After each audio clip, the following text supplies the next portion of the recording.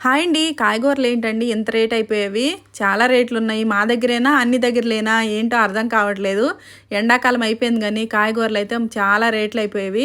మొన్న మార్కెట్‌కెళ్ళాను కూరగాయలు తీసుకొద్దామనేసి. ఎళ్ళేసరికి ఇంక కిలో టమాటాలు రూ.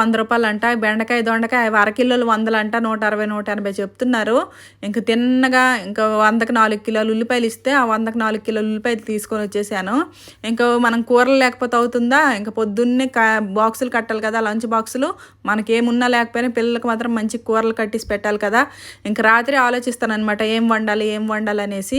ఇంక కూరలేమీ లేవు, ఏమీ తీసుకురాలేదు. ఉల్లిపాయలే తీసుకొచ్చాను కదా అనేసి ఇంక లీటర్ పాలుంటే ఆ పాలు ఇరిపేసి పన్నీర్ చేసేసాను. లీటర్ పాలుకి చూసారు కదా ఎన్ని ముక్కలొచ్చాయో పన్నీర్ ముక్కలు.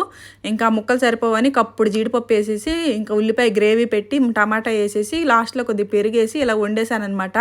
సో, పిల్లలకైతే బాక్స్ కట్టేసాను. ఇంతకీ మీ ఇంట్లో ఏం కూర వండారు?